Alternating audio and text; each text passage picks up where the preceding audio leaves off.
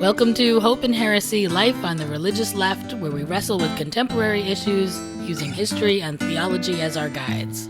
Our task is to reclaim religion for everyday people who want to live meaningfully without letting arbitrary doctrine or oppressive religious practice prevent us from asking big questions about our complicated world.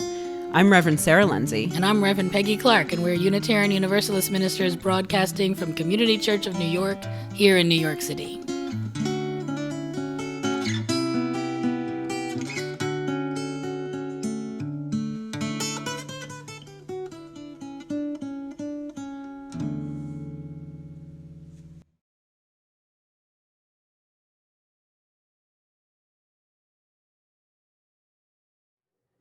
Hi, Peggy. Hi, Sarah. We're back. Yeah, we took a 1-week break because I got a root canal, and now we're back. And we're talking this week about the divine right of kings. And what that really means is we're talking about the connections of between the divine and sort of power, like earthly power, right? And I have been thinking about, it was a couple of weeks ago, maybe at this point, where there was that Republican CPAC event. And there was literally a golden statue of Donald Trump. And all I could think, and I mean, whatever, I'm not the only one, was golden calf alert. We are making idols of our political, that was my head was spinning, right? And just the especially sort of funny for me links between the ostensibly very Christian party, and here they are with this thing that's so not what you're supposed to do, right? And that's sort of the idea, right, behind the idea of this golden calf, is that you're not supposed to make anything that isn't God into God, right? And that there's a long history of doing that. In spite of that injunction, we do it all the time. Well, and it was the sort of the genius of Hebrew scripture. It was the thing that made Judaism so different from all the traditions around it, right? They were making golden calves of their their kings. They understood their kings to be God on earth, and that it was the Hebrews who said there is only one God, and that God is Yahweh, and that God is not here. And then they created a culture that continued to tell the story that humans were human and God was God, and these were separate. And I always sort of go back to the David story, because it was such a great turning point for Hebrews to say, we need to be super clear, right? So David is this king. He had been sort of made into some kind of mythological creature because of this whole fight with Goliath, and he was a great king in many ways, but he was also really human, right? And he has this affair with Bathsheba, and he then decides that it's time for her husband to go, and he sends him off to the front lines of war and makes sure that he dies, and then he takes Bathsheba as his wife or rape victim, which is sort of an unclear note, but not something at the time they actually cared much about. But then there he was, sort of still this incredibly powerful king who now also has his dream bride.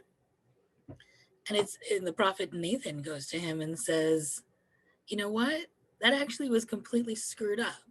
And for everything that everyone else thinks, that you're so fabulous, I see you. I see that you are not who everyone likes to think you are. You are not, in fact, God on earth.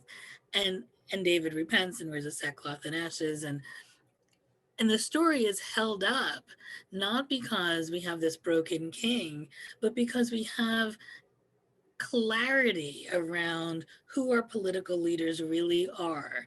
That they are not God. They do not represent God. They are always human, always broken, always in need of repentance and renewal, just like everybody else. So, which is why that golden calf was so alarming, right? I mean, it was alarming when Moses saw it out, and what is that now? 5,000 years ago. I mean, it's always been alarming. And yet we do it. We do it over and over and over again. We do it. I mean, we have to keep telling the story because we keep doing it. Yeah, it's a really, I think that's sort of the crux of the question, right? Is we redo it, we redo it, we redo it. We cannot learn it, right? Which is probably true of a lot of things of humans and like lessons we should have learned. But I do think there's, the David story, right, marks like one shift. But then I think, when you get into the sort of the universalizing of Christianity across Europe, you get into another sort of stage of that muddying of the waters between divinity and earthly power, right? So when you think about like earliest days of Jesus, there was maybe some more clarity.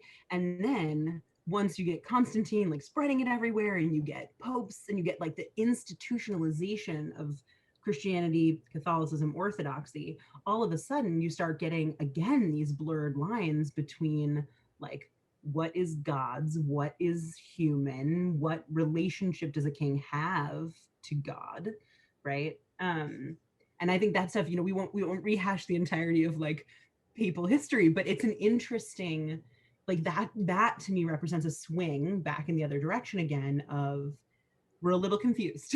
We're a little bit, yeah.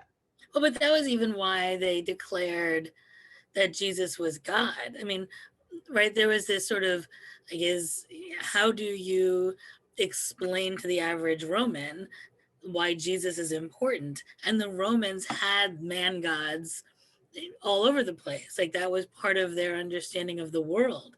So it just made sense to say, well, if we want to sell this, Jewish criminal as the leader of, this new world, then we're going to declare him God. It was perfectly reasonable at the time. So we do keep doing it, right? So Jesus, fully human, becomes also fully divine. They don't take away his humanity. They they make him both human and divine. And then we see all in history these projections of God onto humans over and over, certainly priests, popes, kings, over and over. Well, it's an interesting sort of chicken and egg, actually, as you were saying that, right? Yes, the context of like the early Roman world, right? Like, or the world that Jesus is born into, right? Um, in that context, being partially God, partially divine, or fully both, or whatever, like fully human, but also like that was normal, right? That was like a thing. Um, and so you do that to Jesus almost as a way to make him, as you said, sort of leadership ready, right? Or like to make him palatable to the milieu you're in. But then it has, so it becomes because of that, but then it creates a whole culture after that, right? Where then everything that's built on that notion of him being both human and divine gets maybe watered down, but imported to priests, to popes, to whoever, right? If you're the mouthpiece of God on earth and you're infallible and you're, right? Like all of a sudden, that ideal of being fully human and fully divine becomes the thing that you sort of impart or seek or try to create in other systems. And then you end up with this muddied world in which popes are crowning kings, but then kings are demanding religious power, and you get like nobody knows what's going on. It's kind of crazy. Right. And there is always, I think, for humans, this temptation to, we want to be God. We want the power that comes from other people thinking we're God. And then I think of the 20th century declaration of the Pope around infallibility, which doesn't actually say what most people think it says. And it really is like under very specific conditions and circumstances and around theologies that are already ancient, and it's only been declared twice. And there's a whole thing around it, but it doesn't matter, because once they declared the possibility that a human being could be infallible, even under certain circumstances, that it changed the way, or maybe it just solidified the way that humans understand the Pope. And that Catholics at, 1 billion followers see their own leader as closer to God than they are, as more divine than they are. Whereas I would declare we are all divine, and no one is any more or less, that it is part of who we are. So that's what's so fascinating to me, right? I think you're right. Humans have an impulse, I think, to do two things, right? one, to ourselves, sort of see ourselves in grandiose terms, right? Or want other people to see us in grandiose terms. And we also have this desire, insofar as we have a vision of the divine, we have a desire to bring that vision closer to us, right? And whether that's like, as we talked about weeks earlier, about sort of like intimate relationship or mystical experience, or whether that's I'm going to create a thing by like imbuing others or trying to imbue myself with some sense of divinity. What I think is so fascinating about those double impulses, right, is that you and I both like foundationally believe that every human is divine, right? Like, of course, that's what we mean when we say that is probably different from what other folks might mean.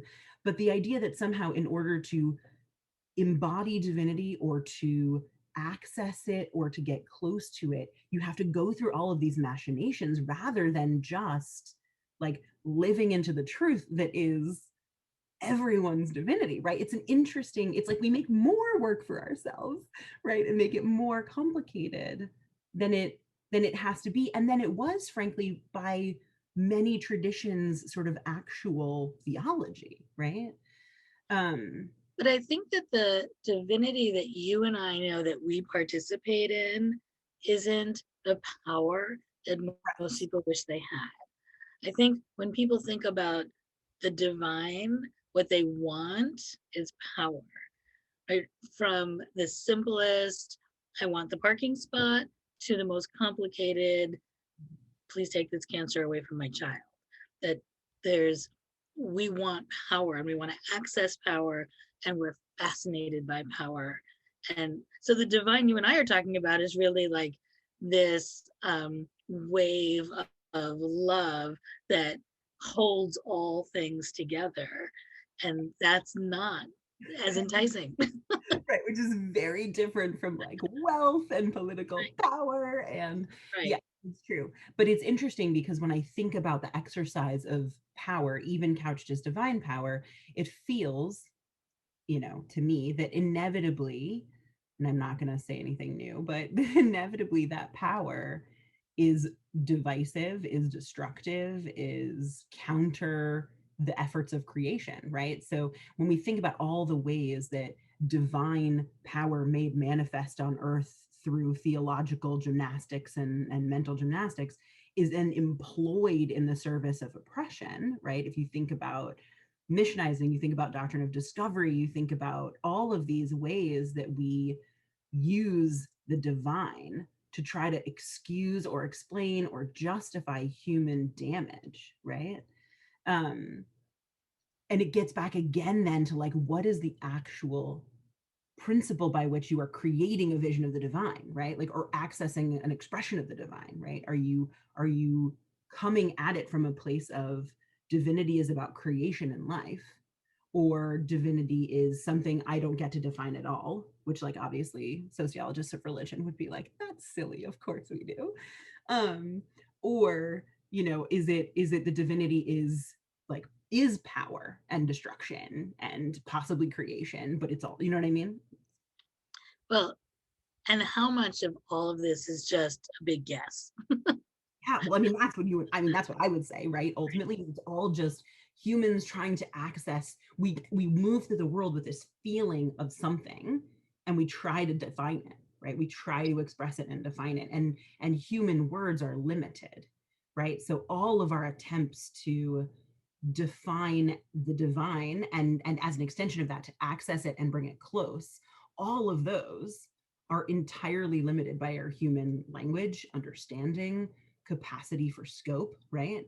um So our desire to make our political leaders kings comes from what we want rather than what is actually true. And at the same time, our desire to understand, the trees as a participation in the divine mystery, or earth as part of an act of love, that is also a projection of what we wish were true. It does in some way um, speak to an experience we have. And there is something really fascinating about shared human experience around these things, and even how we group in shared experiences around these things, but all of it ultimately is a guess. And we, in this podcast, this season, we've been talking about all the different characteristics of God. And really, I mean, some we were talking about like what are the historical characteristics of God, but we're also talking about what do we want the characteristics of God to be. Yeah. Yeah, and that's a really good point, right? Because in some ways, as we've talked the past few weeks, we've kind of talked about like what is God, or sort of what are the experience, like expressions of God, and we've talked about it as though those were like objective things outside of us, right? But the reality is, again, like exactly as you're saying, how we project or how we describe or how we understand is rooted in real experience, right? And real desire, probably. But it isn't, there's no, the whole point of something that's unknowable is that it's unknowable and there's no like objective truth to, and people will say there is, right? Folks who are, sort of believers in the scripture as the word of God as given would argue with us, right? And say, actually, there is a truth about the divine and it is expressed here in this book. You just need to read it, right? But that for folks who sort of live their lives in this liberal, progressive religious space, what's actually going on is that we're thinking about the values and the desires and the experiences that we have, and we're doing our best to create a vision of God around that.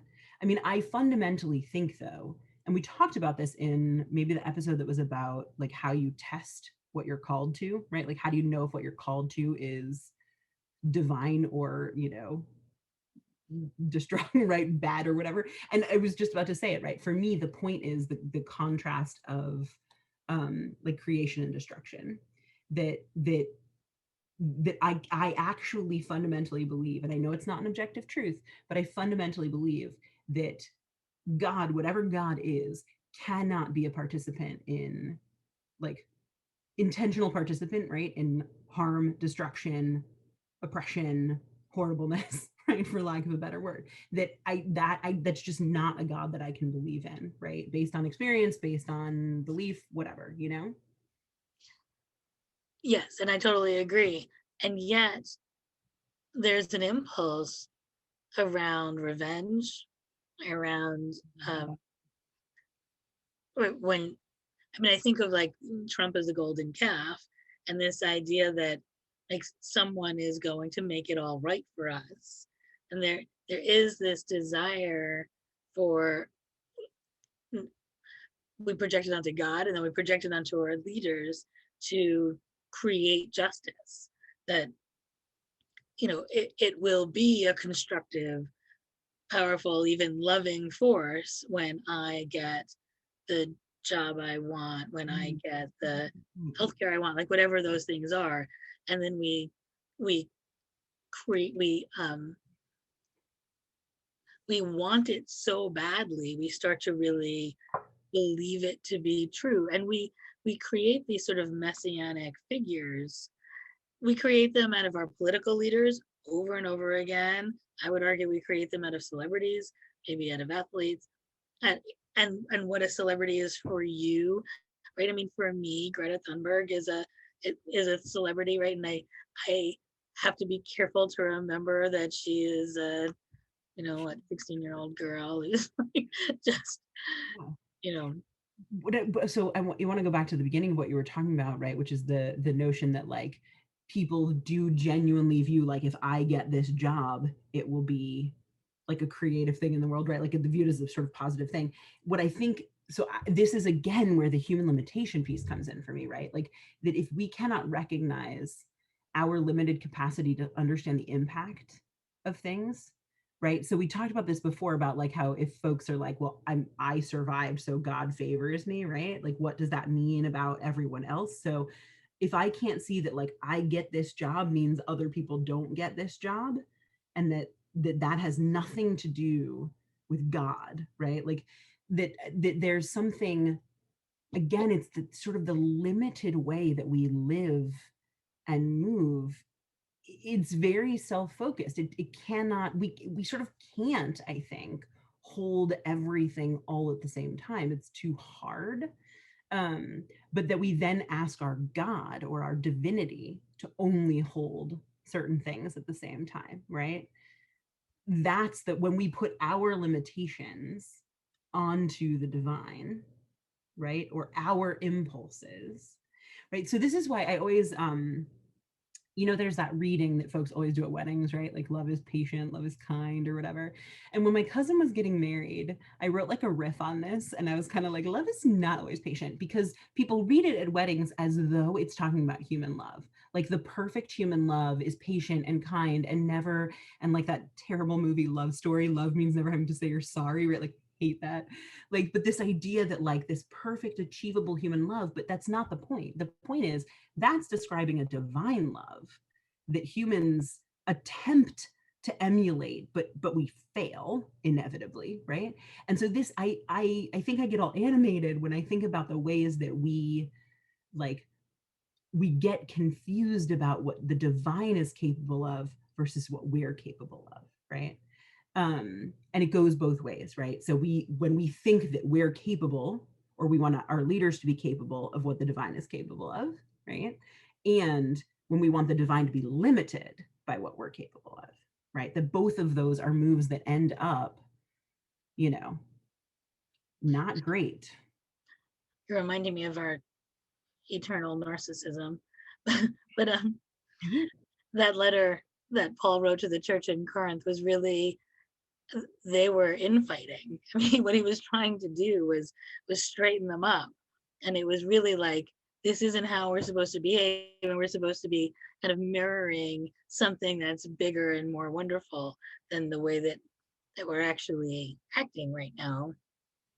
Which really, I think, is the benefit of that belief in God, is if you're going to project that kind of perfect being outside of yourself, then trying to emulate it in some way, that may be as good as that gets. But we are always at the center of whatever it is that we're deciding and thinking about and projecting, and whatever it is that we want God to be, it comes from our own experience. Now, there is a psychological reality about our narcissism. We cannot really escape it. It is the only real experience we have. And I think, therefore, I am. We become the center of the world. It's the modern turn to the eye. It's how we understand everything. It's why we can't, anymore hear the planet speak, because we shut everything off and turned to I think, therefore I am, and that's where all reality begins. And that's what we do with God too. Like, this is what I know. And in some ways it's genius, to be honest. I love in Unitarian Universalism that one of our sources is our own experience, because as a Catholic, the source of truth came from these eternal documents and these doctrines and dogmas. As a theological student who unpacked all of those doctrines and understood the historical context and understood the personalities behind creating them, and then understood the ramifications over time, it was very difficult to ground my entire theology in those dogmas and doctrines if they weren't aligning with my own personal experience, if I knew that those things simply weren't true. On the other hand, when we use personal experience as the only source of truth, we become incredibly limited. Right? So, which is why I appreciate that there, at least as you use, there are six sources. And I don't know why we say six, because we like combine traditions and whatever. I don't know. So six is an arbitrary number, but that there are many sources of truth, and our experience is one of them. And one of them is our shared experience. And one of them, whether we like it or not, is going to be our projections into, what we think. But that you're right. Sort of, we come out of the medieval period into sort of Reformation, Renaissance, all this stuff that's like um, totally presses hard. And it was great on like human reason and capacity and understanding and like scriptural analysis and like critical reading, and all of that stuff is really important, obviously, for the history of the world. But it's if you sort of think of the like in the long scheme of earthly human living, right? That like maybe we kind of overcorrected to the other side a little bit, and we've got to like find a place back in the middle where we're not so driven by the I, right? Not so driven by my experience is the be all end all, right? And where we come back into some deeper understanding of shared collective experience. But more than that, collective experience beyond the lines we normally draw, right? So we live, I mean, we talk, this may go back to literally our first episode, right? But we live in sort of unprecedented times in terms of our global connections to each other, right? Whether they're virtual or in terms of the sort of swirls of the planet and the impact of climate behavior in one place on another, right? We live, our world is like this, but we keep trying to live like we're this, right? And so trying to find that place where it's not just about me or my family or my little community, but where we can, and it's hard. It's not humans maybe even aren't built for it naturally, right? We have to learn to cultivate it. Um, but if we're trying to emulate the divine, right? Like if one believes in the divine as a universal divine for the entirety of creation, then that divinity is attentive to or expressed through or exists in all of that creation. And if we're trying to emulate that divinity, we've got to somehow find a way to embrace all of creation, right? Or at least live like all of creation exists, not just us. So, this episode is the divine right of kings. And it really sounds like what we're saying is we are all the kings, that we we are all given this divine right. We are all we all have this shared power and this shared experience, that it isn't just one, it is really a cult of all. All of us are here with that power, with that connection, with that experience. Yeah, it's an interesting I could feel myself sort of bristle when you said like we're all kings, and here's why. Our producer Amy made the point, and I think she's right about the sort of the patriarchy of this too. Like we haven't gotten into this, but there's an element here because what we're talking about historically is the blurring of lines. Pretty much for 90% of human history, the blurring of lines is between men, like powerful men, and God defined as male, right? Yes, there's, we can make lots of arguments about, sort of the female aspects of God in the Hebrew scriptures or female, right? But in sort of cultural imagination, God is most often depicted as male or whatever, right? And so there's a part of me that's like I get what you're saying, and I'm like, no, we're not all kings, we're all just like people who are holy, you know what I mean? Like there's a part of me that's like, because I actually think that part of the problem is valorizing the power that comes with kingship, right? That no one needs. It's the same way I feel about like extreme wealth. Nobody needs that power, right? If we're looking for collective, if we're looking for mutual care, if we're looking for expressions of love as divinity, then there doesn't need to be, even in a sense of universal kingship, there doesn't mean it's like, let's just get rid of kingship altogether, right? Even as a metaphor, and let's just talk about like human beings as sacred, holy, divine beings, you know? Yeah, no, I'm completely with you, and I know you know that. Yeah. Yeah. But yes, and I think it is really interesting that the term itself is divine right of kings, because really we're talking about a male god giving men, cisgendered, straight men, power. And then how does everyone else access that power? And when we look at it over time, over and over and over, it's kings and it's male popes. It's not everybody else. Right.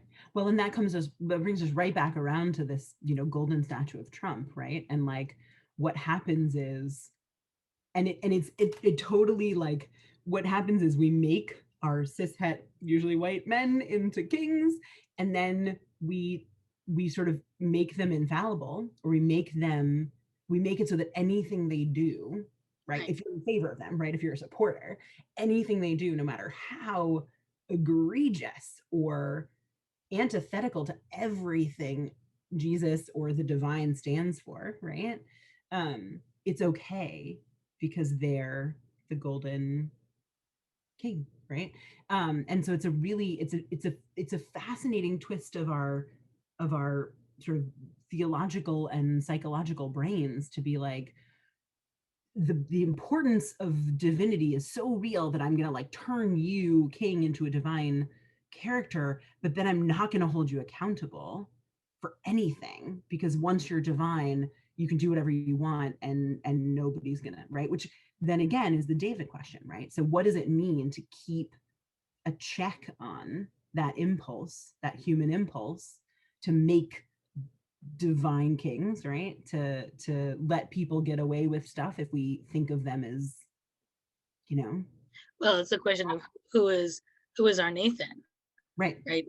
I mean, the reason that there were these prophets in the courts in at the time of David is to hold power accountable.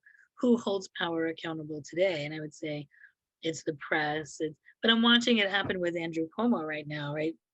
Someone who a year ago was, the national leader when our president couldn't be, wouldn't be, didn't have that capacity, and Cuomo stepped up and became that, and now is falling hard, which feels very American too, right? Is it likely that he falls really hard and then he comes back again because we like a resurgent story, but that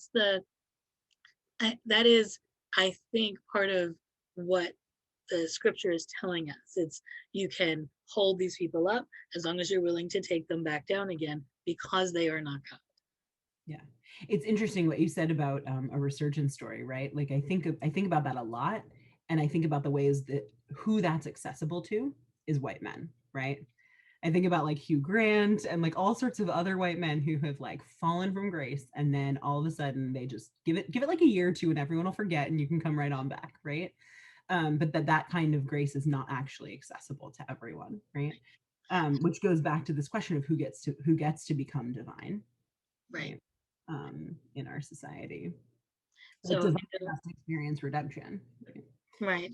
Um, Next week we're going to be talking about liberation and God as liberator, and going back to the story of the Exodus, and we may go back to the divine, the golden calf, and all of those things. well, and also, liberation theology and what happens with God in places of oppression where Christianity is like Right. imported, right? And how that, um, yeah, and it ties to this clearly, right? Because it's another way that we as humans take a thing and make it work for us, right? Take a notion of God and make it serve a greater purpose, a greater good. Yep. Um, And questions of power and who has it. yeah, yeah, and I think that we had talked a little bit about how probably a lot of our conversations now are going to turn in this way, right? Are going to turn towards what is it that humans are sort of building up as a vision of the divine, and what are the ways that we're using that for good or for ill. So I'm looking forward to our conversation next week. Me too. I will see you then. See you then.